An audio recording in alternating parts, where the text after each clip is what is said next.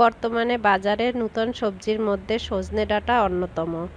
আর সজনে ডাঁটার গুণ বলে শেষ করা যাবে না। সজনে ডাঁটা কিন্তু খুব অল্প সময় বাজারে পাওয়া যায়। তাই আমার আজকের রেসিপি সজনে ডাঁটা দিয়ে ডাল রান্না। আশা করি আপনাদের কাছে ভালো লাগবে। আর ভালো লাগলে প্লিজ আমার চ্যানেল সাবস্ক্রাইব করুন, আপনজনদের সাথে শেয়ার করুন। আসুন তাহলে শুরু করি কিভাবে ডাল দিয়ে সজনে ডাঁটা রান্না করা যায়। সজনে ডাঁটা রান্নার জন্য প্রথমেই আমি নিয়ে নিলাম মেজারমেন্ট কাপের হাফ কাপ মসুরের ডাল। নর্মাল পানি দিয়ে ডালগুলোকে আমি ভিজিয়ে রেখে দিব 20 মিনিটের জন্য। এইদিকে চুলায় একটি হাঁড়ি গরম করে দিয়ে দিলাম মেজারমেন্ট কাপের 1/3 কাপ রান্নার তেল। তেলটা একটু গরম হয়ে গেলে দিয়ে দিলাম 3টি শুকনো মরিচ, আর দিয়ে দিলাম 1 টিস্পুন আস্ত জিরা। দিয়ে আমি 1 মিনিটের মতো ভেজে নিব যাতে জিরা থেকে ঘ্রাণটা বের হয়। এরপর দিয়ে দিলাম মেজারমেন্ট কাপের 2টি রসুন কুচি।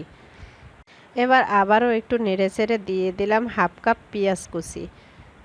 এবার পেঁয়াজ রসুনগুলোকে আমি বাদামি করে ভেজে নিব।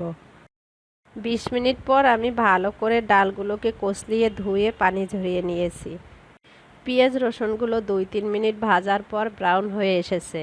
এখন এর মধ্যে আমি দিয়ে দিব 1 টিস্পুন হলুদ গুঁড়া, 1 টিস্পুন দিয়ে দিলাম লাল মরিচের গুঁড়া। এবার আবারও একটু নেড়েচেড়ে দিয়ে দিলাম হাফ কাপের মতো পানি। এবার সব মশলাগুলোকে কষিয়ে নিব যতক্ষণ না তেলটা উপরে উঠে আসে। মশলাগুলো কষানো হয়ে গেছে, তেলটা উপরে উঠে এসেছে। এই পর্যায়ে দিয়ে দিব ধুয়ে রাখা মসুরের ডাল। দিয়ে আমি 2-3 মিনিটের মতো ভালো করে কষিয়ে নিব। সজনে ডাঁটা দিয়ে শুধু মসুরের ডাল না, মুগ ডাল, যার যে ডাল খেতে পছন্দ হয় সেই ডাল দিয়ে সজনে ডাঁটা রান্না করতে পারেন। এখন ডালের মধ্যে দিয়ে দিব সজনে ডাঁটা। ডাঁটাগুলোকে আমি উপরের আবরণটা ফেলে দিয়ে এভাবে করে কেটে নিয়েছি। তারপর ভালো করে ধুয়ে পানি ঝরিয়ে রেখেছি। এবার ডালের সাথে ডাঁটাগুলোকে আমি 2-3 মিনিট কষিয়ে নিব। আমার সব উপকরণ কষানো হয়ে গেছে। এ পর্যায়ে দিয়ে দিব মেজারমেন্ট কাপের 4 কাপ পানি। এবার আবারও একটু নাড়া দিয়ে সব কিছুকে ভালো করে মিশিয়ে দিব। তারপর দিয়ে দিলাম 4-5টি কাঁচামরিচ ফালি, আর দিয়ে দিলাম স্বাদমতো লবণ। এবার একটু নাড়া দিয়ে ঢেকে দিব 4 থেকে 5 মিনিটের জন্য। এই সময় চুলার আঁচ মিডিয়াম করে দিতে হবে। ফিরে এলাম 6 থেকে 7 মিনিট পর। এবার দিয়ে দিলাম 2টি টমেটো কুচি। আবারও একটু নাড়া দিয়ে মিশিয়ে ঢেকে রান্না করব 3 থেকে 4 মিনিট। এবার ঢাকনা খুলে আবারও একটু নাড়া দিয়ে দিব।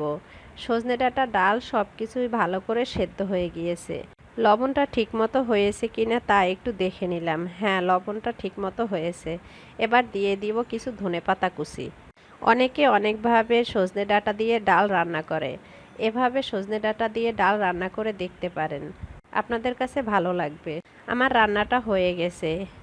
এবার চুলা থেকে নামিয়ে ফিরে আসছি পরিবেশনের পর। এই যে দেখুন ভিউয়ার্স, আমার সজনে ডাঁটা দিয়ে ডাল রান্না করা শেষ। আশা করি আপনাদের কাছে ভালো লেগেছে।